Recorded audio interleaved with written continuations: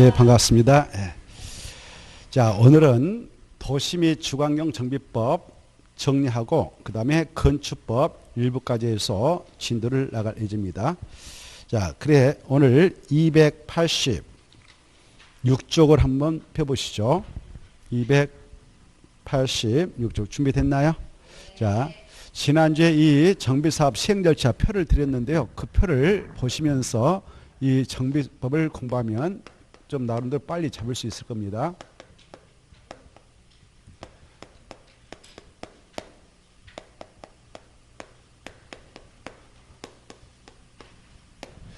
그래 정비법상 정비사업 시행 절차 이걸 지난주에 드렸는 표 그걸 곁들여서 보십시오. 정비법상 정비사업은 종류가 몇 개 있다고 그랬습니까?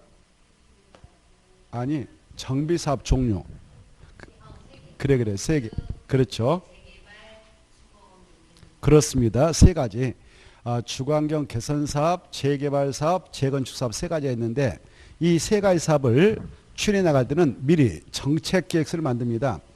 전 국토를 대상으로 해서 노후 불량수를 밀집했는 적을 국토교통부에서 관리하고 있거든요. 그래서 국토교통부 장관께서 앞으로 향후 10년을 거쳐서 그 정비사업을 바로 추진해 나가도록 하겠다라는 도시 및 주거환경 정비를 위한 국가 정책 방향을 제시해주는 그런 방침을 정해주는데 그걸 도시점 주거 환경 정비 기본 방침이라 하는 겁니다. 이 방침을 누가 정해준다고 그랬습니까? 그렇습니다. 그래 국토교통부 장관이 정해줍니다. 국토교통부 장관. 이걸 국토교통부 장관이 정할 때는 몇 년을 내다보고 미리 정한다고 그랬습니까? 그렇습니다. 그래서 10년마다 이걸 정해요. 그리고 이 정책을 다시 타당성 검토해서 진행하는데 타당성 검토 주기. 타당성 검토 주기는 몇 년마다다? 그렇습니다. 타당성 검토 주기는 5년마다다. 이 정도는 좀 알아두시기 바라고 그 다음에 이제 이 방침을 수용하게 되는 자들이 도시의장들입니다. 누구다고요? 그래. 이 도시점 주거환경 정비 기본 방침 바로 국토교통부에 딱 정하면 그 방침을 각각 개별 도시의장이 반영합니다. 그걸 받아들입니다. 그래서 각 도시의장들이 우리 도시에서 앞으로 향후 10년을 거쳐서 이 정비사업을 단계적으로 추진해 나가도록 하겠다라는 그런 정책 방향을 제시하기 위해서 수립하는 계획이 있는데 그걸 도시점 주거환경 정비 기본 뭐라고 할까요? 그렇습니다. 계획.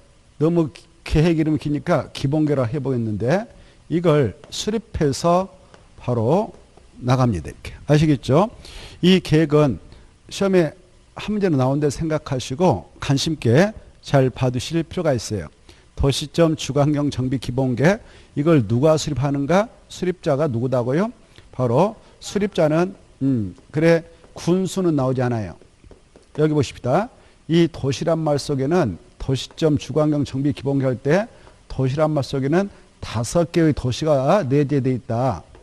5개가 뭐냐? 큰 도시부터 작은 순으로 특별시, 광역시, 특별자치, 특별자치도 시까지 이렇게 알겠죠? 그래서 특별시, 광역시, 특별자치, 특별자치도 시 그 장들이 이 계획의 수립권자가 된다 이렇게 하십시오.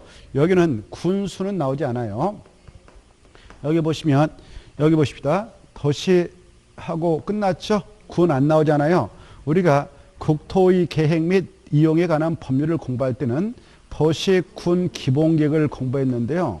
이 도시군 기본계획은 개별 도시 군에 대한 기본적인 공간구조, 장기 발전 방향을 제시하기 위해서 수립한 종합계획인데 이것은 수립권자 그래서 그 기본을 바로 정하게 되는 도시장들이 이 계획을 만들죠. 그렇죠?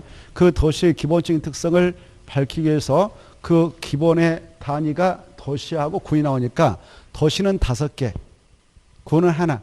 그래서 거기는 총 수립권자가 6명이 나와요. 그렇죠? 도시에 5명하고 군의 군수.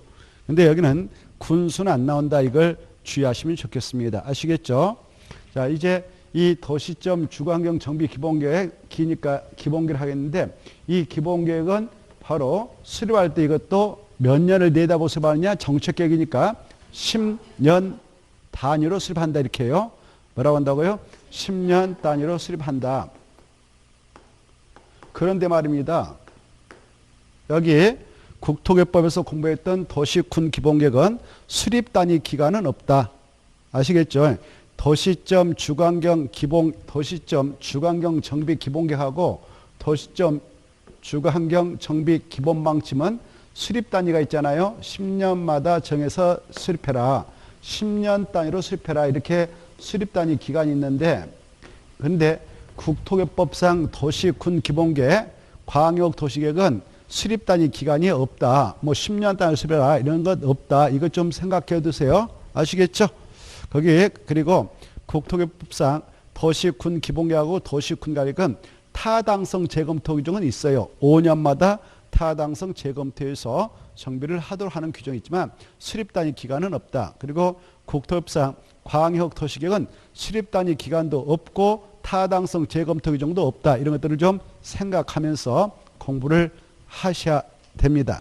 자, 그 다음에 이제 이 기본 방침 이어서 기본계획. 이 기본계획의 이제 특광특특 시장이 수립을 10년 단위로 수립하고 이것도 바로 타당성 검토를 해요. 몇 년마다 타당성 검토하는가 이거? 5년마다. 이렇게 5년마다 타당성 검토를 해서 그 결과를 바로 기본계획에다 반영합니다. 5년마다 타당성 검토한다 이렇게 하시고 이때 여기 특별시장부터 4명, 특별자치도지사까지 자기 관할에 대하여 수립해야 돼요. 여기 8도 되어 있는 시의 경우는 좀 생각을 하면서 머릿속으로 정리해야 되는데 이 시장도 수립을 해야 합니다. 다만 이 시장 중 대도시가 아닌 시의 경우는 도지사님이 너 수립할 필요 없어라고 인정하면 그때는 수립하지 않을 수 있어요. 그걸 이해해 두시고 알겠죠?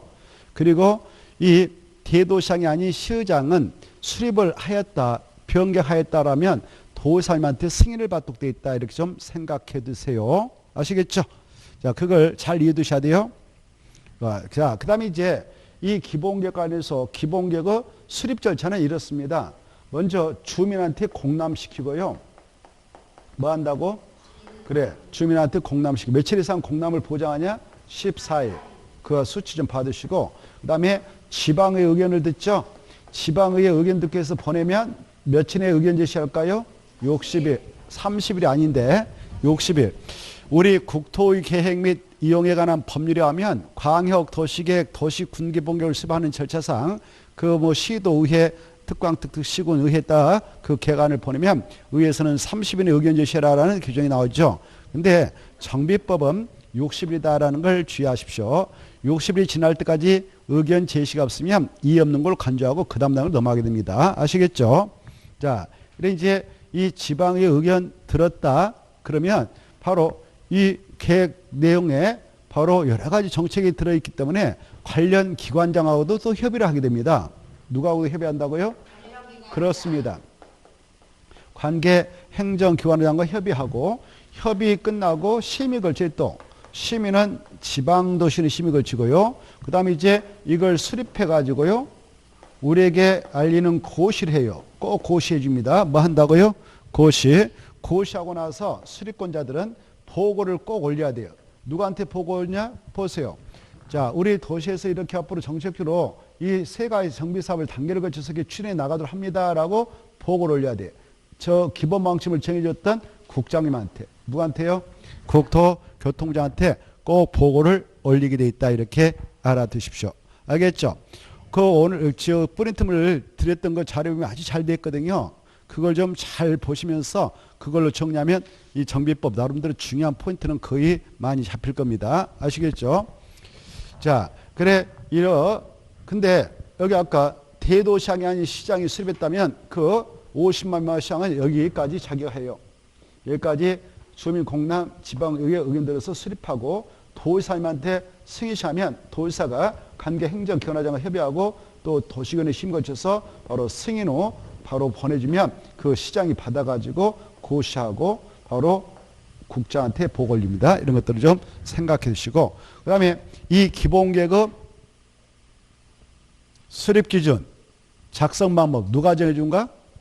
오, 좋았습니다. 그게 잘 나오거든요. 그거 기준 방법 누가 정한다? 국토교통부 장관. 이렇게 좀 생각해 두십시오. 그 다음에 이 기본계획 안에서 기본계획에다 포함시킬 내용이 있거든요.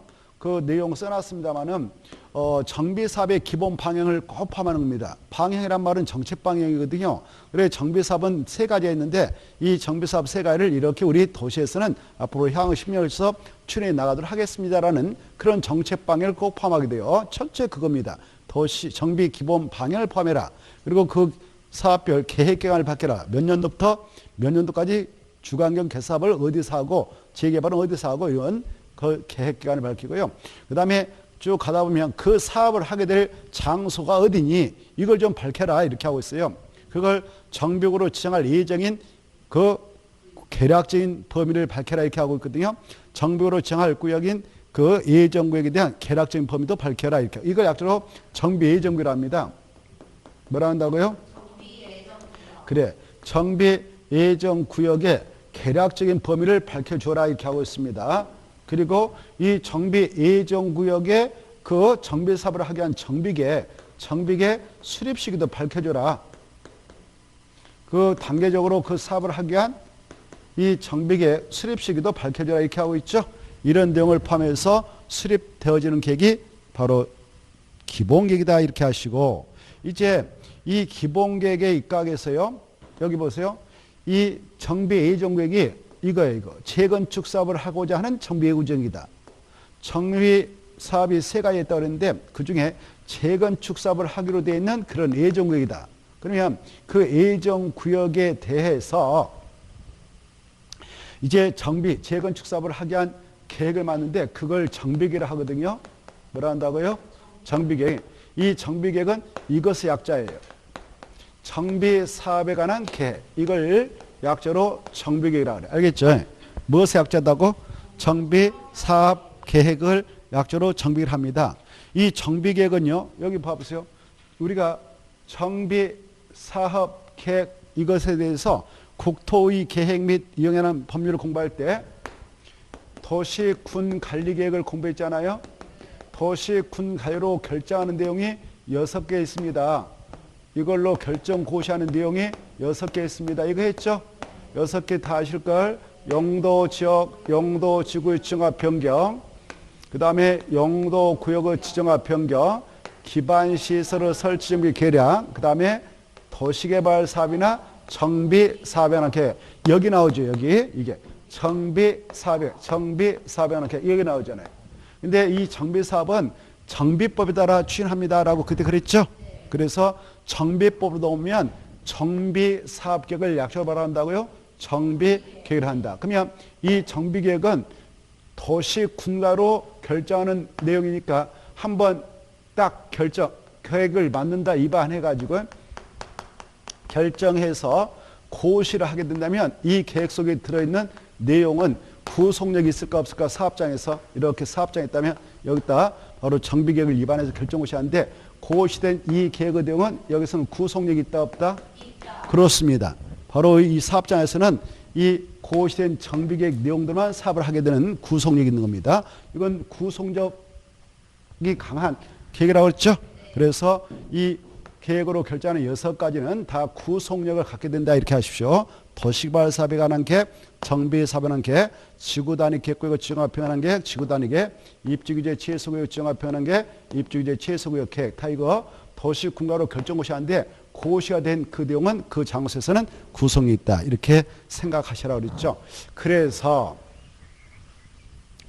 이 기본계획에서 밝히고 있는 재건축 사업을 하기 위한 정비 예정구역에 대한 정비계획 수립시가 도래했다. 이 법을 만들 때 수립이라고 했는데 그리고 나서 그 위에 용어를 바꿨습니다. 이 친구들이 2반으로 하자. 이렇게. 근데 일부는 그냥 나오는 파트도 있긴 있어요. 그래 이건 구속적 계획이니까 수립할 대시 2반이란 말 쓰자. 최종으로 정하는데 이거 결정을 하자. 이렇게 법을 개정했는데 아무튼 이 정비 예정구역별 바로 재건축 사업을 하기 위한 정비계획 2반시가 도래하면 이 정비 계획을 입안하기 앞서서 재건축만 이 재건축 사업을 하기 위한 정비 계획을 입안하기 앞서서 미리 그 현장에 대한 안전 진단부터 실시하자 이렇게 하고 있어요. 뭐부터요? 안전 진단부터 실시하자. 무슨 사업만 그렇다고요? 재건축 사업이 그래. 이 재건축 사업 오늘 나갔던 그 프린트물 보면 순서 다 그렇게 돼 있죠. 자, 그래 재건축 사업을 하기 위해서는 재건축 사업을 하기 위한 정비계획을 입안하기 앞서서 무엇부터 한다고요? 안전 진단 실시를 해요. 안전 진단을 실시할 때 이렇게 주택단지에서 하지 않겠습니까? 우리가 주택단지 뜻을 공부했을까 안 했을까요? 했죠. 주택법상 사업계획서를 받아 주택 부대 봉쇄를 건설한 일단의 토지도 하나의 주택단지로 인정되고 건축법상 건축을 받아 아파트 또는 주택을 건설한 일단의 토지도 주택단지에 해당합니다라고 체크를 해놨는데 이런 주택단지 안에서 안전진단이 실시되는 건데요. 이 주택단지 안에 이렇게 재건축 사업장이면 보통 지금까지는 재건축이 이걸 건축에서 준공받고 사용하기 시작한 지 40년이 지나야 대한민국에서 재건축을 허용해 왔거든요. 그렇죠? 그래 다만 최근에 박근혜 정권 들어와서 기존하차 20년에서 30년의 수치를 좀 등장시켰지만 그 전에 얼마 안 됐습니다. 그 전에는 무조건 40년이 지나야 재건축 허용돼 왔어요. 알겠죠? 이걸 좀 생각하시고 그래 이때 40년이 지나버린 단지는 역산하면 언제 이 단지가 조성되었느냐? 박정희 대통령 시절이에요. 그렇죠? 언제다고요? 박정희 대통령 시절에 바로 만들었던 아파트 단지예요. 그 단지를 보면은 바로 층수가 보통 5층으로 끝납니다. 그리고 평수도 평이란 말 써서 안 되지만 조그만해요. 11평, 13평, 15평, 12평. 없는 서민들 일단 들어가서 살게끔 해서 주관용을 도마자는 취지하에 그때 어마어마하게 큰 단지로 만들어서 공급했거든요. 그래서 그 단지에 있는 거 일단 안전단 실시해가지고 정말 문제가 있겠다 싶은 것만 재건축을 하기 위한 정비를 입안해서 진행하자 이렇게 하고 있어요. 이 안전진단은 별도로 여러분께서 잘 정리를 해 두셔야 돼요. 먼저 이 안전진단은 누가 언제 실시하느냐? 이자들이 실시해요. 이 재건축 사업을 하기 위한 정비계획을 입안하게 되는 입안권자가 실시를 합니다. 누가 실시한다고요? 입안권자, 정비계획 입안권자가 실시합니다. 실시해. 이때 입안권자는 여기 보십시다. 이 재건축 사업을 하기 위한 정비계획을 입안을 하려 할 때 그 입안시가 도래하면 입안을 하기 앞서서 미리 안전날 실시해요. 안전다. 그때 안전진단을 실시할 때는 전문기관에게 의뢰해서 돈 주고 합니다. 그때 안전진단을 의뢰받아서 실시할 수 있는 기관을 법에서 3개 기관을 설정하고 있거든요. 한국건설기술연구원, 한국시설안전공단, 안전진단 전문가 이렇게 3가지를 규정해 놓고 있는데 그네들한테 돈 주고 맡깁니다. 그 안전진단에 들어가는 비용은 이 입안권자께서 정비계획 입안권자께서 적립하고 있는 정비기금이라는 게 있어요. 정비기금. 뭐가 있다고요? 정비기금. 그걸 갖다 주면서 해달라고 하는 겁니다. 그런데 말입니다. 여기 봅시다. 이 바로 단지 내에 있는 자들이 여기 보십시오. 재건축 사업할 때 이 단지 안에 있는 친구들을 이렇게 표현해요. 건축물 및 그 부속 토지 소유라고. 뭐라고 한다고요? 건축물 및 그 부속 토지 소유라고요. 이 건축 및 그 부속 토지 소유자들이 우리 단지 것 좀 실시 좀 해주세요라고 재건축 사업을 하게 한 정비계 입안권자에게 요청할 수 있어요. 뭐 할 수 있다고요? 요청. 이때 요청할 때는 이해 당사자인 이네들은 얼마의 동의서를 확보해서 요청에 들어가야 되냐? 10분의 1. 이 수치를 가지고 출제한 바 있으니까 꼭 수치 알아주세요. 얼마요? 10분의 1. 10분의 1 이상의 동의서 확보해서 요청서 내면은 바로 즉시 실시를 해줄까요? 아니면 일단 실시 여부를 결정해서 알려줄까요? 오, 대단하십니다. 맞습니다. 여러분 공부 다 하셨구만요. 엄청 팠네요. 자, 그래 맞습니다. 실시 여부를 일단 알려주는데 결정해가지고 그때 기간은 며칠이냐? 30일 내에 알려줍니다. 이 수치를 가지고 20일로 장난쳤어요. 그것도 주의해야 되고, 안전단 실시효 들어가면 즉시 실시해준다. 이렇게 나왔어요. 틀려요. 자, 실시 여부를 일단 바로 30일 내에 결정해서 요청자에게 알려준다. 이렇게 하시고, 그래, 이제 만약 실시를 하게 된다면 안전단 파트 중요하다 그랬죠? 실시를 한다면 대상이 뭐냐? 여기요. 주택단지 안에, 여기 봅시다. 주택단지 안에 들어가 보면 이런 공동택 아파트 건물도 있지만 관리사무소도 있고 어떤 건물에 단지에는 유치원 건물도 있고 상가 건물도 있거든요. 이게 하나의 주택단지로 조성되거든요. 이때 공동주택만 그 대상이 될까? 여기 보십시다. 이 안에 있는 것들 다 묶어가지고 건축물이라고 그래. 뭐라고 한다고? 건축물이 그 대상이 될까? 공동택만 그 대상이 될까? 건축물이다 이거. 알겠죠? 건축물은 여기 있는 것들을 다 포괄한 용어예요. 알겠죠? 그래. 그래서 주택단지 안에 건축물이 그 안전단 대상이 되는데, 다만 여기 보십시다. 다시 안전진단 대상은 주택단지 안에 건축물인데, 다만 이 안에 있는 것들은 지금 오래된 건물이 많다고 했죠. 건축물이. 그래서 이 5개는 안전단 실시할 대상에서 빼주겠다, 제한한다 이렇게 하고 있어요. 그건 할 필요 없다 이거죠. 돈 들여서. 그래, 5개를 꼭 봐두세요. 붕괴돼 버린 거. 뭐 된 거? 붕괴. 붕괴된 것은 굳이 안전단 할 필요 있어 없어요? 없죠. 붕괴됐는데 그걸 뭐 다시 세워가지고요. 너 멀쩡한가 문제 있는가 조사하자 해서 할 필요는 없잖아요. 붕괴란 말 꼭 기하시고, 뭐 하는 거? 붕괴된 거. 그 다음에 구조안전에 문제가 있어서 사용금지 내려놓은 거. 뭐 해놓은 거? 사용금지 내놓은 거. 이것들은 할 필요 없다 이렇게 하시고, 세 번째 여기 보니까 여기 보십시다. 이 안에 건축물이 21동 있다고 가정해봐. 하나 둘 해서 21동 있는데 1동 안전진단 실시해 보니까 노 불량축을 해서 판정 이렇게 이거 부셔야 된다. 이것도 102동 부셔야 된다. 노 이렇게 해서 계속 노 불량 건축물 판정이 떨어지네. 축적작작. 그때 저 21동 가지고 굳이 할 필요 있어 없어요? 없죠. 뭐 하다 보면 뻔한 거 아닙니까? 그렇죠? 이 선거란 것도 보면 사전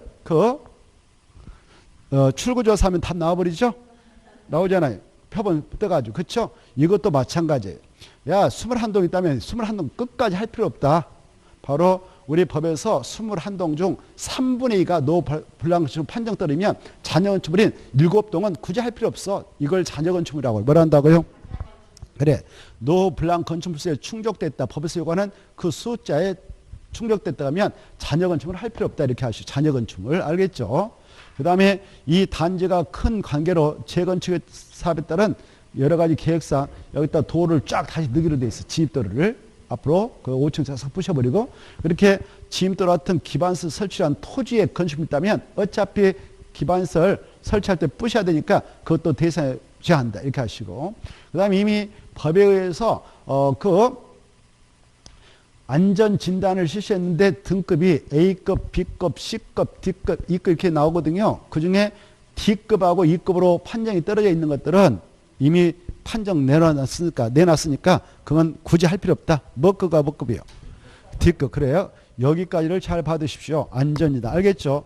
이제 안전진단과 관해서 안전진단 실시를 했던 전문기관이 있었죠. 아까 그거에서 들어가가지고 안전단 실시할 때는 국토교통부가 정하는 기준에 따라 실시해가지고 안전진단 결과 보고서를 작성해가지고 제출합니다. 요청에 의해서 실시가 이루어졌다면 요청한 자에 대해서 하나 보내고 이방권자에게 보내요. 알겠죠? 그러면 이방권자 받아가지고 들어왔던 안전단 결과하고 그 지역의 도시계획상하고 지역 여건 세 가지를 종합 검토해가지고 바로 재건축 사업을 하기 위한 정비계획 위반 여부를 최종적으로 결정합니다. 이거 재건축 사업을 하기 위한 정비계획을 위반할까 말까 최종적으로 결정하는 겁니다. 누가 결정하느냐? 이방권자가. 알겠죠? 그러면 이방권자가 누구냐? 이방권자는요, 이 사업장을 관할하게 되는 바로 여기요, 저 세종시는 특별자치장. 세종시 누구다고요? 그래요. 여기는 기초자치단체장이 없어요. 기초자치단체장은 시장, 군수, 구청장인데 이네들이 없거든요. 그래서 광역자치단체장인 특별자치장이 이방권자가 되고요. 제주도도 기초자치단체가 없어요. 그래서 특별자치도사가 이방권자가 되고요. 그 다음에 이제 저기 팔도는요, 시에서는 시장이, 군에서는 군수가 이방권자 돼요. 알겠죠? 이게, 그리고 여기 보십시다. 이제 서울특별시하고 6대 광역시잖아요. 거기는 각각 자치구 구청장. 누구라고요? 자치구청장. 이 대한민국의 자치구청장은 지금 대한민국의 서울특별시하고 6대 광역시만 있는데요. 자치구청장이 하고요. 이 6대 광역시 안에는 자치구 구청장이 있는 반면 또 이것이 있는 광역시도 있어요. 군수. 누가 있다고요? 군수. 인천광역시의 옹진군수, 광화군수, 부산광역시 기장군수, 저 대구광역시의 달성군수, 울산광역시의 울주군수 이런 자들이 있단 말이에요. 그럼 군에서는 여기 봐봐요. 그 광역시 안의 군에서는 군수가 이반권자 되는 거예요. 이렇게. 알겠죠? 자, 그래 여기 보셔요. 여기 자치구청장, 광역시, 군수 이네들을 약자로 구청장들이라고 그래요. 뭐라 한다고요? 그래. 이런 용어들을 머리에다 팍팍 넣어놔야 쭉쭉쭉 따라오는 거예요. 알겠죠? 이네들이 이반권자가 되는데요. 이반권자께서 재건축 사업을 하게 하면 바로 정비계획 입안을 결정합니다. 알겠죠? 한번 결정 나면 급속도로 진척되겠죠. 이때 이네들이 결정했어요. 야, 재건축 사업을 하면 정비계획 만들자 해서 결정했습니다. 결정했다면 여기 보세요. 결정했다면 이 자들 여기 봐봐요. 이네들을 기초자치단체장이라고 그래. 뭐라 한다고요? 기초자치단체장. 이 자들은 여기 봐봐요. 이 팔도돼 있는 시장하고 군수는 그 결정했던 서류를 지체 없이 도의사한테 제출해야 돼요. 알겠죠? 여기 흐름을 잘 봐보세요. 누구한테 제출한다고요? 도의사. 여기 보세요. 여기 서울특별시 내에 있는 25명 구청장은 서울특별시한테 지체 없이 그 서류를 내야 돼요. 제출해야 돼요. 알겠죠? 여기 6대 광역시에 있는 자치구청장과 군수는 광역시한테 그 서류를 제출해야 돼요. 즉시. 알겠죠? 흐름이 그래. 그리고 이 친구들은 지네들이 가지고 있는 거예요. 알겠죠? 재건축 사업을 하는 정비계획을 위반하자 결정했다면 지네들이 그 서류를 가지고 있습니다. 왜? 기초자치단체 아니죠? 이네도 그들 같죠? 왜? 그래서 이 흐름을 잘 봐두셔야 되는데 이때 이렇게 여기 저 경기도 수원시장이 연천군수가 우리 시에서 재건축 사업을 하는 정비계획을 위반해서 나가랍니다라고 결정했단 말이에요. 결정했다면 경기도지사한테 올려라고 그랬지, 제출하라고 그랬지, 서류. 여기는 서울특별시장 광역시한테 올려라고 그랬죠. 그러면 상급자가 그래요. 야, 이렇게 검토해 보니까 재건축 사업을 하게 한 정비계획을 위반하지 않아도 될 것 같아. 아직 그런 시점이 아닌데 했다 싶으면 야, 너네들 안 되겠어. 그거 취소해. 라고 요청할 수 있어요. 이거 하지 마. 이렇게 요청할 수 있단 말이에요. 알겠죠? 여기 도의사가 이네들이 결정했던 것을 직접 취소할 수는 없고 취소할 것을 요청할 수 있다. 뭐 했다고? 그래. 정비 계획 위반 결정을 했다면야 결정했던 거 취소해. 라고 요청할 수 있다. 취소를 할 수 있다. 요청할 수 있다? 오케이. 그래. 특별시장, 광역시장 마찬가지예요. 이렇게 바로 요청을 할 수 있다. 이렇게 하십시오. 이때 요청을 할 때 무턱대고 하는 게 아니라 미리 이 도의사, 특별시장, 광역시장께서 다른 기관에게 이 적정성 여부에 대한 검토를 의뢰합니다. 그 기관에서 재건축을 하게 한 정비계획을 위반할 시점이 아닌데 했네요라고 속에서 내려오면 바로 아까 결정했던 친구들한테 야, 너네들이 결정해서 빨리 좀 취소해라 라고 요청합니다. 알겠죠? 요청을 할 수 있다 없다? 있다. 요청하면 특별한 사유 없으면 따라하는 거죠. 근데요, 이 친구들 2명은요, 자기가 결정했던 것을 자기가 번복할 수 있어요. 알겠죠? 이 2명은 자기가 결정했던 것을 다시 번복을 하기 위해서 취소를 할 수도 있다. 이렇게 알아두십시오. 자, 여기서 이 도의사, 특별시장, 광역시장 이 자들 여기 봐봐요. 이 흐름을 잘 봐주세요. 이네들을 광역자치단체장이라는데 재건축 사업을 하게 한 정비계획을 위반하기로 결정했단 말입니다. 결정했던 서류가 있을 거 아니에요. 그 서류를 또 이 친구들은 이 꼬마들한테 제출받은 서류가 있잖아요. 제출받은 서류 있죠. 이것을 이네들 시도사라는데 이네들 약자로 시도사라는데 뭐라 한다고? 그래.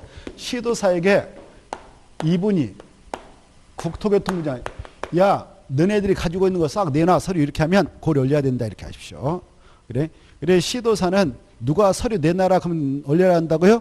국토교통. 이건 노무현 대통령 시절에 신설했던 것을 지금 그대로 운영하고 있는데 이 노무현 대통령 시절에는 이 국장님이 여기 건에 관여할 수 있는 규정이 없었어요.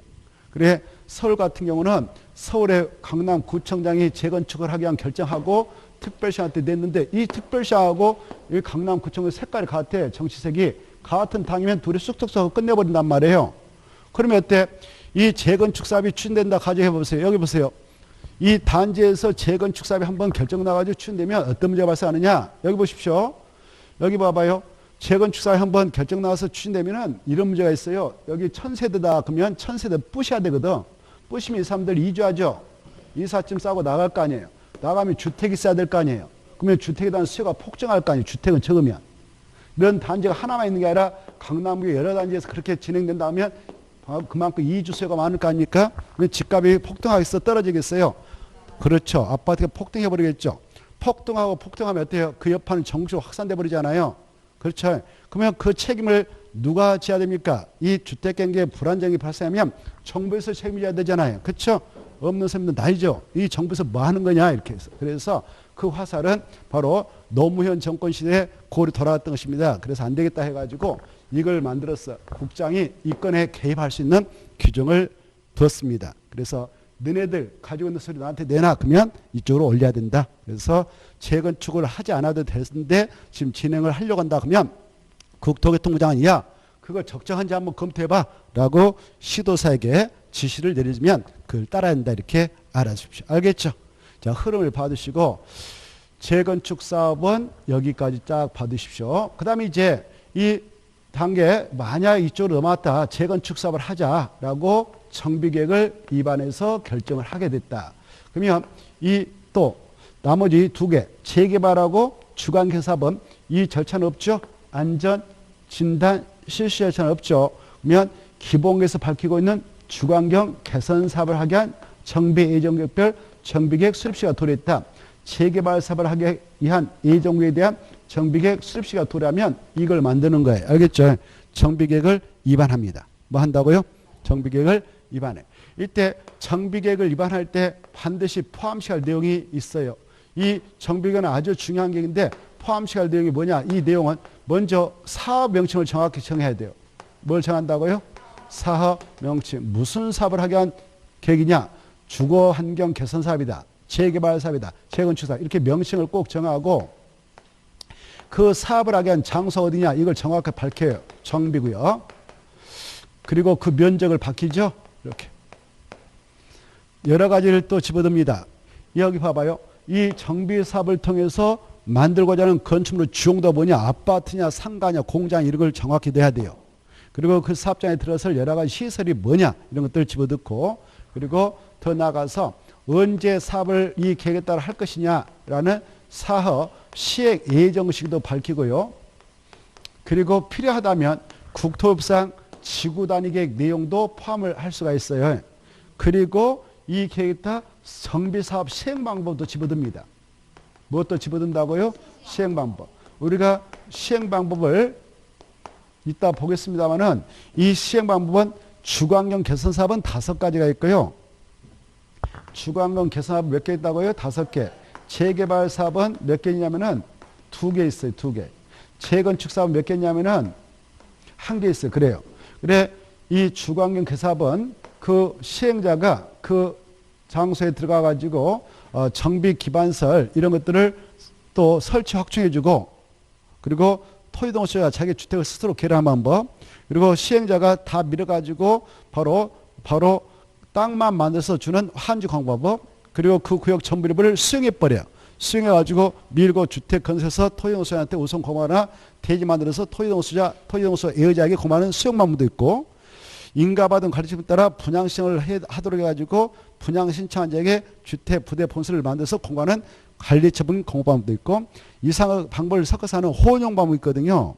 그리고 재개발은 한지 방법하고 관리처분 계획 방법이 있거든요. 그리고 재건축은 관리처분 계획 방법밖에 없거든요. 이런 방법을 이거 만들 때 정하는 거예요. 알겠죠? 그래 여기다 집어넣어요. 이렇게. 그래서 정비를 만드는데 이 정비계획을 위반할 때 아까 위반권자 말씀드렸죠? 위반권자들이 위반을 할 때 절차가 있어요. 이건 중요한 계획이니까 바로 주민에게 이걸 공람시키는데 30일 이상 보좌하고 있어요. 며칠이요?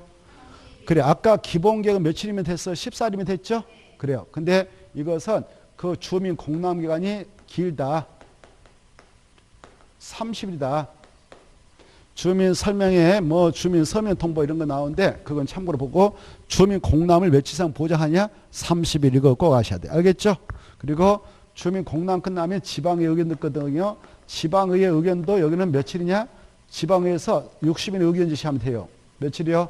60일이. 60일 지날까지 의견 제시 없으면 이의 없는 거 간주해서 통과합니다. 자, 그 다음에 협의 심의실에서 수립해서 고시하면 돼요. 그건 주는 거 아니고 이 정도. 이렇게 해서 정비계획을 입안해가지고요. 봅시다. 입안해가지고 최종 결정 고시를 통해서 정비구역을 지정하거든요. 뭘 지정한다고요? 정비구역. 이 정비구역을 지정할 때는 정비계획을 결정해서 하는 겁니다. 무슨 계획으로? 정비계획을 결정해서. 근데 말입니다. 이 정비계획 입안권자 아까 있잖아요. 입안권자 이렇게. 이네들 입안권자인데 입안했던 자 중 누구는 그 계획을 결정할 수 없느냐? 여기요. 구청장 등.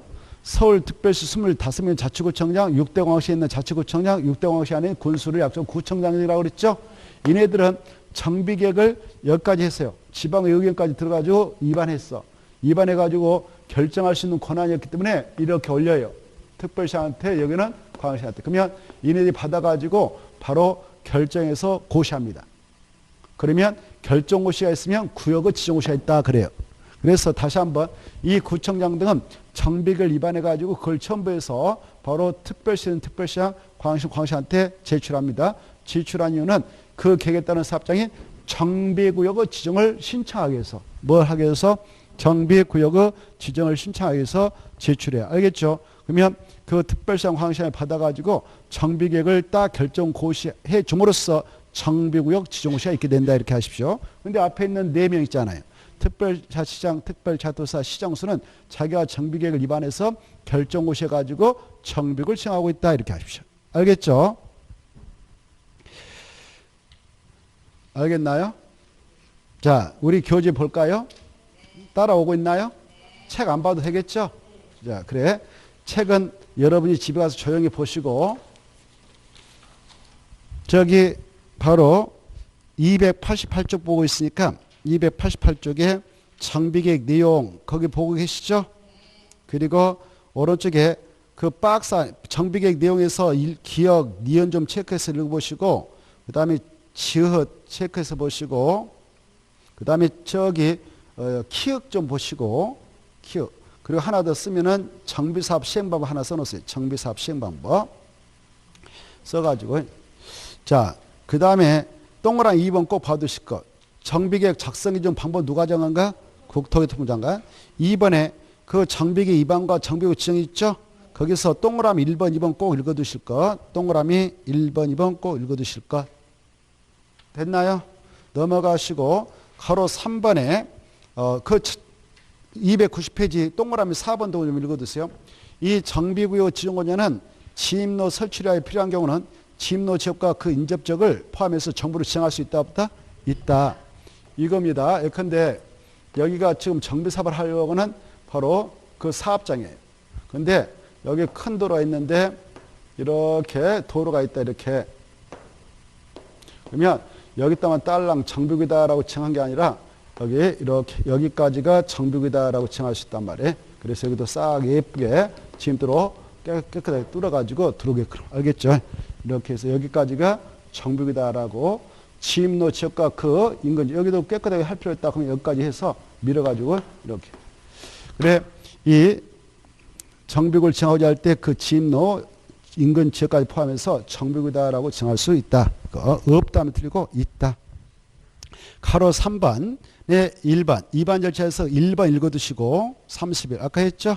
그 다음에 동그라미 2번 60일 지방에 읽어두시고 그 정도만 보시면 되겠고 오른쪽 넘어오셔서 291페이지 가로 2번 정비계획 결정 그리고 구역의 지정 절차에서 동그라미 3번 봐두실 거 3번 보면 정비구역 지정고자는 정비계획을 포함한 정비구역을 지정고시했다면 국토교통부에다 무엇을 올려야 된다? 보고.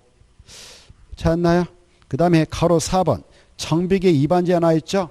여기 아까 2반권자가 이래 왔어요. 이네들이 했어요. 이네들인데 이네들 정비 예정비별 정비계획 수립시가 도래하면 자체로 2반에 들어가야 되는데 이네들 2반시가 도래했는데 2반을 하지 않고 있어. 이미 주민들은 주민 공람을 통해서 어느 쪽에 바로 정비 예정계획이 들었을 것이고 그 장소에는 정비계획 수립시는 언제다라는 걸 알고 있는데 주민들이 다 알고 있는데 정작 행정처에서 그거 하지 않고 있으면 바로 그 예정구역에 있는 토지동 소유자가 빨리 좀 만들어주세요라고 2반 제한서를 낼 수 있어요. 알겠죠? 그게 가로 4번이에요. 토지 등 소유자 가로 건널 때 봐요. 소유자는 다음에 해당하면 2반권자에게 정비계 2반을 제한할 수 있다 이렇게 돼 있죠. 기여 단계별 할 때 단자 앞에다 써봐요. 단자 앞에다 기본계에서 정한 이렇게 써봐요. 기본계에서 정한 무슨 계에서 정하고 있다고? 기본계. 그래. 기본계에서 정한 단계별 정비사업 추진계획상 정비 예정계획별 정비계획 2반시가 지났음에도 불구하고 정비계획이 2반되지 않았다. 그 정도만. 그러면 바로 빨리 좀 만들어주세요라고 2반을 제한할 수 있다. 이렇게 보시고 넘어가셔요. 넘어가서 보면 292페이지에 바로 동그라미 2번. 2반 제한서가 들어가면 며칠이면 반여부가 날아온가? 60일. 보고 계셔요? 60일. 다만 불가피한 사유가 있으면 한 차례만 며칠 연장할 수 있냐? 30일. 그러면 우리가 국토개법 공부할 때에 도시군관리기 2반 제한을 이해관계를 포함한 주민이 할 수 있다고 그랬죠. 그때 도시군관리기 2반 제한은 기지산 대체 7가지를 가지고 제한할 수 있다고 그랬죠. 제한서가 들어가면 2반권자들은 제한부터 며칠 내에 반여부를 결정해서 알려주는가요? 원칙 45일. 한 차례면 30 연장 통보할 수 있죠. 이런 거 했고 도시개발법상 도시발구역 지정 제한도 공부했는데 바로 국지조를 제한 시행자로 지정받은 순자가 제한서를 낼 수 있다. 그때 제한서를 내게 될 때 제한서를 받았던 자들은 언제까지 반여부를 결정해서 알려주는가? 원칙 1개월. 불가피한 사유였으면 1개월 연장 통보할 수 있다. 이런 거 했잖아요. 자, 아무튼 그렇다는 거. 이렇게 세 가지 법에 제한 파트가 나오니까 그런 것도 좀 생각하면서 공부를 하면 좋겠고. 자, 그 다음에 294페로 갑니다. 294페로 넘어가셔서 바로 재건축 사업에 따라 안전 나와 있죠. 보고 계셔요. 294페이지 안전진단 파트 아까 자세히 설명했으니까 그것다 중요표 놓고 자세히 읽자 그렇게 써놓으세요. 자세히 읽자. 아까 했으니까요. 또 읽을 시간 없죠. 집에 가서 읽어보시고 넘어가요. 넘어가서 보면 296페이지 자 이렇게 바로 정비계획 결정 고시를 통해서 여기 봐요. 정비계획 결정 고시를 통해서 정비구역의 지정고시가 있었다. 뭐가 있었다? 정비구역 지정고시가 있었다. 이제 이렇게 정비구역이 지정됐다 이겁니다. 지정고시가 있으면 효과가 있어요. 뭐가 있다고요? 효과. 그래 어떤 효과가 있냐? 먼저 이 장소 대충 정비사업을 통해서 만들어야 되겠어? 아니면 계획지고 상세하게 정비를 통해서 조성해야 되겠어요? 그렇죠. 후자죠. 한번 이거 다시 밀어가지고 다시 딱 세워서 이걸 만들어 놓으면 이거 금방 또 부실 수 없잖아요. 우리 후대들에게 또 이 공간이 제공될 것이고 또 한 50년, 60년 사용하고 또 부셔야 될 거 아니에요. 한번 판을 짜려면 제대로 짜가지고 만들어야 되겠죠. 그래서 우리 법에서는 그런 장소가 되도록 할 때에는 지구 단위 계획을 정하는데 굳이 또 지구 단위 계획을 정할 필요 없다. 자동화 시켜버리자. 이 장소는 지구 단위 계획으로 결정 고시성고 간주한다. 뭐가 된다고요? 지구 단위 계획이 되는 거예요. 지구 단위 계획. 알겠죠? 그러면 지구 단위 계획 구역이 되고 안 되고는 또 어떤 차이가 있냐? 들어보셔요. 우리가 국토의 계획 및 이용에 관한 법률을 공부할 때 지구 단위 계획으로 지정된 지역은 그 안에 편입된 땅에서는 개발행 허가 못 받게 제한할 수 있다고 공부했죠? 개발행 허가를 제한할 때 몇 년 동안 못 받게 막아버릴 수 있냐? 5년, 1회 3년, 그리고 1회 2년 연장해서 5년까지 막아버릴 수 있습니다. 그래도 법적으로 문제가 없습니다. 그랬죠? 그런 장소가 된단 말입니다. 그리고 지구 단위 계획은 지구 단위를 짜가지고 이 계획에 따라 이 장소를 조성합니다. 이런 거 했죠? 자, 근데 이 정비구역이다라고 정고시하면 그 장소는 국토협상 지구 단위 계획으로 결정고시로 간주되고 여기 보십시다. 이 정비구역을 지정고시할 때 이거 그냥 딸랑 지정고시에 정비계획을 2반 결정해서 한다고 그랬어. 정비계획을 2반 결정 고시하면 이 구역이 자동적으로 고시된다고 그랬죠. 이때 정비계획 내용 중에 국토개법상 지구단위계획 내용을 포함해서 그 정비계획이 결정고시 있다면 그 내용인 지구단위계획도 결정시가 간주된다 이렇게 하세요. 알겠죠? 뭐가 있음으로써 이렇게 바로 국토협상 지구단위계획 결정고시에 있는 거 뭐냐? 정비계획이 결정고시됨으로써 정비계획 내용 중 국토협상 지구단위계획에 관한 사항이 있다면 그것도 국토계획법에 의하여 지구단위계획으로 결정고시되면 간주된다 이렇게 하시고, 그 다음에 이제 이 장소에서는 이게 가해지는 거예요. 행위자 뭐가 가해진다고요? 행위 제한이 가해집니다. 그래 이 행위를 하지 말라. 무슨 행위냐? 7가지 행위. 건, 공, 토, 물, 죽. 좋습니다. 대단하십니다. 죽. 건공, 토, 물, 죽. 공부를 너무 열심히 하신 것 같아요. 느낌이 와요. 죽까지 다 나왔어요. 자, 와, 날새기로 하고 오신 것 같은데. 건공, 토, 물, 죽. 7가지. 이 정비구역 안에서의 행위자는 우리가 지난번에 공부했던 바로 도시개발법상 도시개발사업자라고 지정고시했던 도시개발구역 안에서의 행위자과 거의 유사해요. 알겠죠? 거의 유사하지만 차이도 있다 이거 아닙니까? 그래 이 제한된 행위는 7가지 종류 맞아. 건공, 토, 물, 죽 맞은데 딱 하나의 차이가 있어요. 도시개발구역은 건축물과 가선축물을 건축하고 대순하고 용도변까지 허가를 받도록 규제합니다. 근데 이 정비구역은요, 가서 보면 멀쩡한 건축물이 있을까, 아니면 개발되지 않는 논바 산이 있을까, 아니면 오래된 노후불량 건축물을 밀집했는 책일까, 여기가. 노후불량 건축물을 밀집했는 책이죠. 그리고 어차피 사방이 다 철거할 것이죠. 그래서 여기에 있는 것들, 주인들 고쳐 쓰는 대손까지는 제한하지 않겠다. 너네들 알아서 해라 이렇게 하고 있어요. 그래서 대손은 허가 대상이다. 이것만 차이가 있네요. 알겠죠? 무엇은 허가 대상이다고? 그래. 근데 도시개발법에서는 바로 대손도 허가 대상이다. 알겠죠? 그것만 차이가 있고 제한 행위 똑같아. 알겠죠? 그래. 나머지는 똑같다. 그래서 안 읽겠어. 알겠죠? 여러분 읽어보면 되죠? 자세히 우리가 도시개발법 공부할 때 했으니까 여러분 꼼꼼하게 읽어야 합니다. 7가지를. 알겠죠? 꼼꼼하게 읽어둬야 돼요. 자, 그 다음에 그러면 여기 봐보세요. 이 안에서 공유소멸 매립할 때는 허가 받을까 안 받을까? 여기서 공유소멸 매립할 때 거기 있잖아요.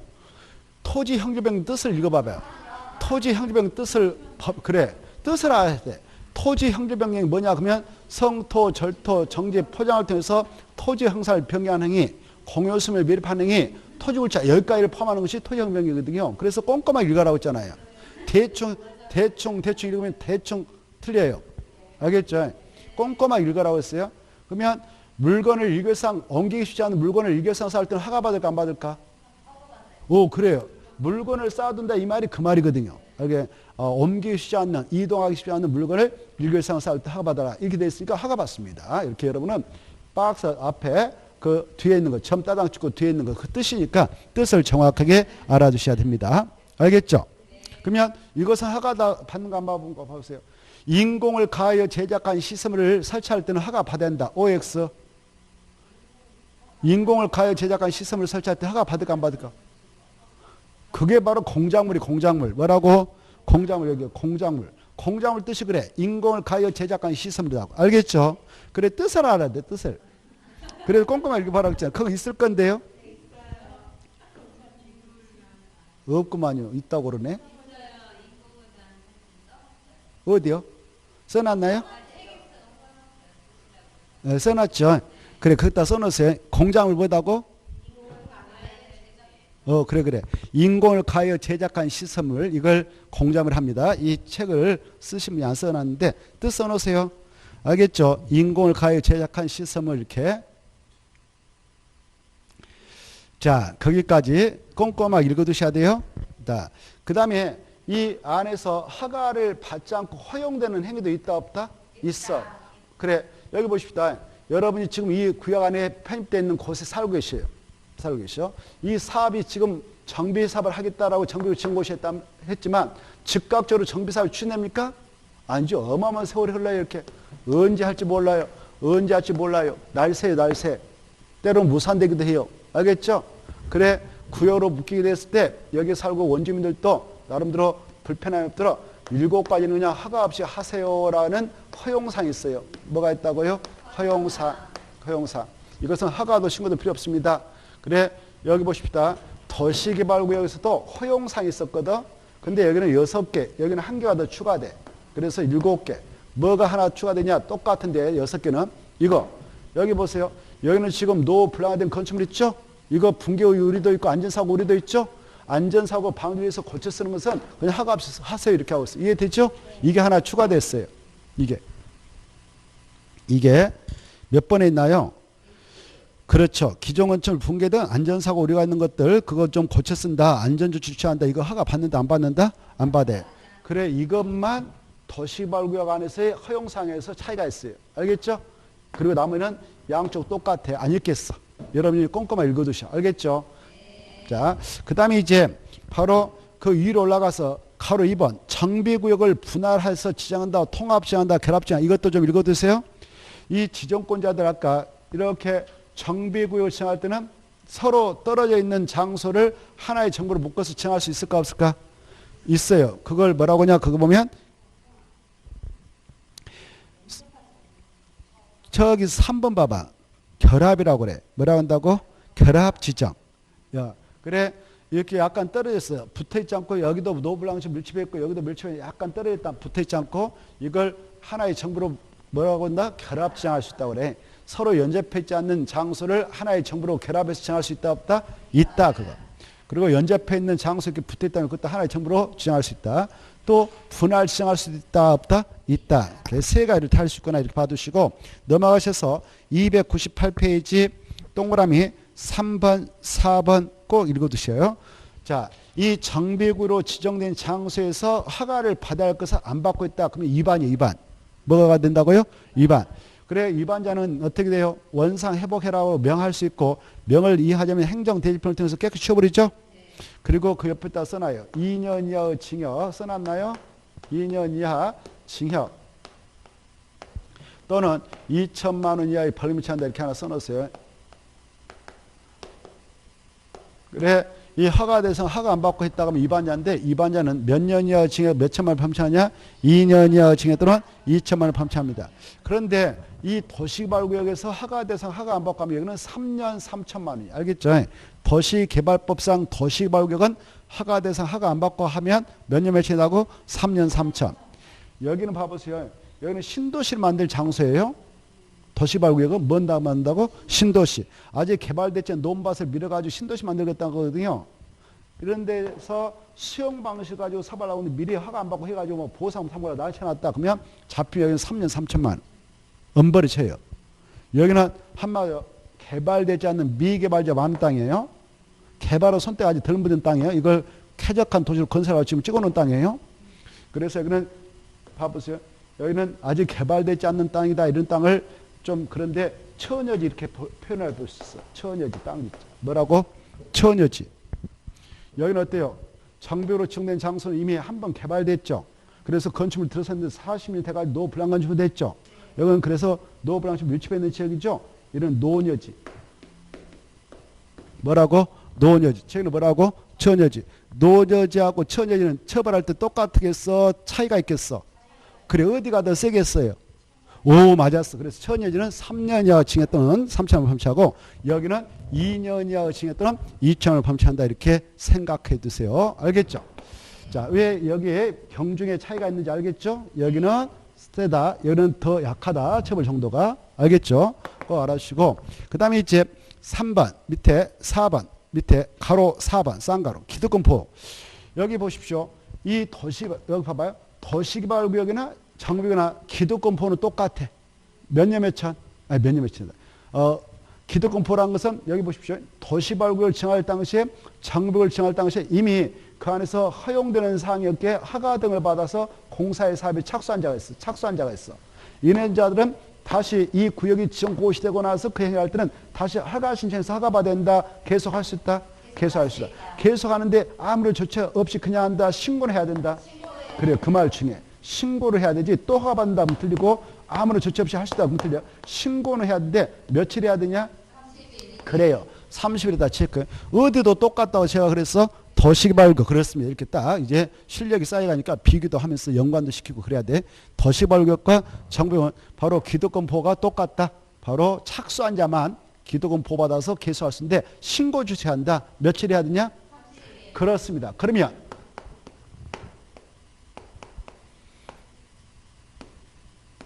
시수구역이 있는데요.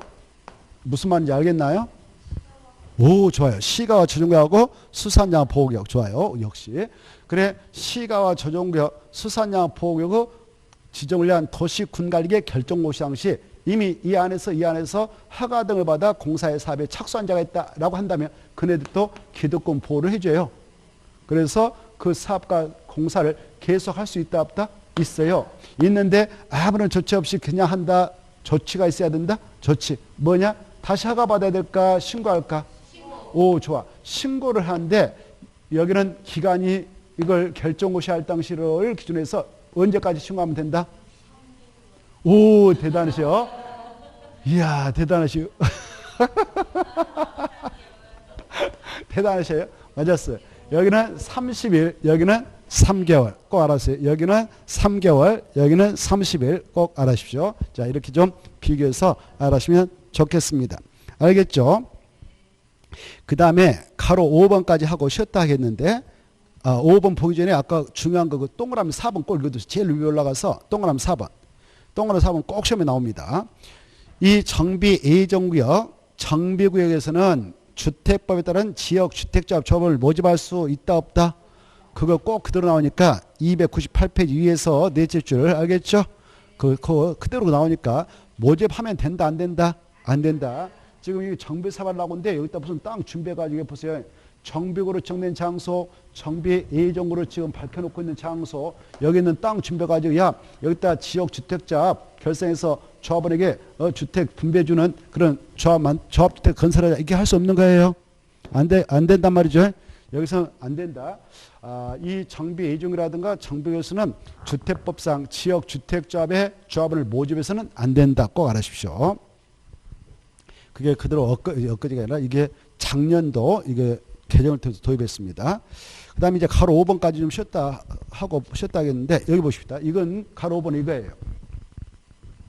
여기 봐보세요.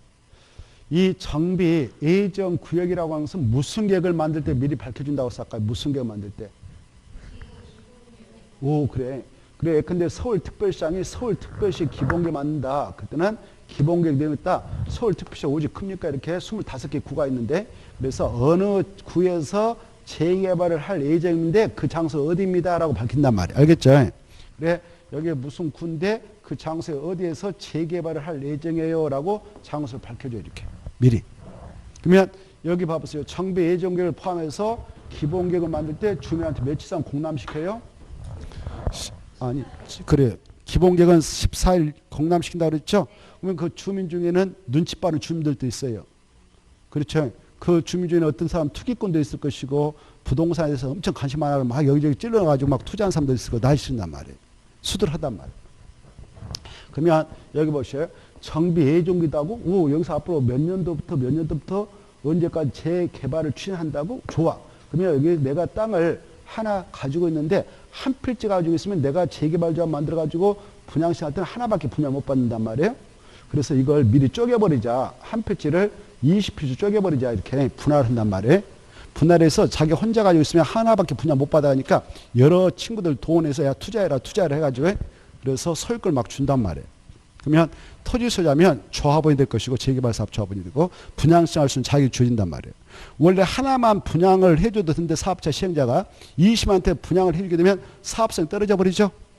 그렇죠? 얘네들 진짜 필요해서 이걸 치던 거예요. 지금 주택을 몽땅 받아가려고 한 거예요. 그렇죠. 이거 투기수요라고 보는 거 투기수요.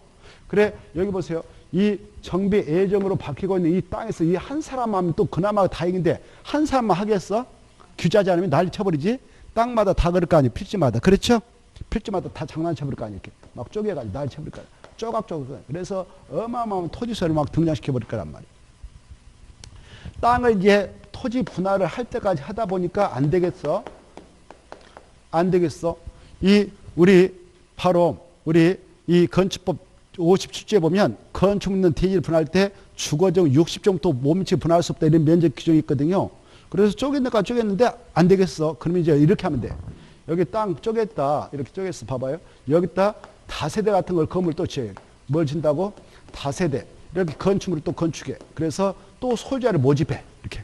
그러면 얘네들도 재개발할 때 조합원 지위가 부여돼서 분양신청을 할 수 있는 자격이 주어지거든. 알겠나요? 이런 것들을 현장에서 뭐라고 하냐? 지분 쪼개기라고 그래. 그래, 분양받을 권리를 여러 개 밖에서 지분을 쪼갠다 이렇게 해요. 뭐라고 한다고? 그래, 쪼갠다. 이런 말, 이거 쪼개기 맞나요? 글씨가? 쪼개기 맞아요? 그래, 지분 쪼개라는데 이렇게 하면 어때? 사업성을 떨어뜨리죠? 이거 정말 지네들 건축을 필요해서 지금 건축했던 거예요? 투기 목적으로 한 거예요? 분양받을 권리를 하나 더 받아보려고 한 거죠?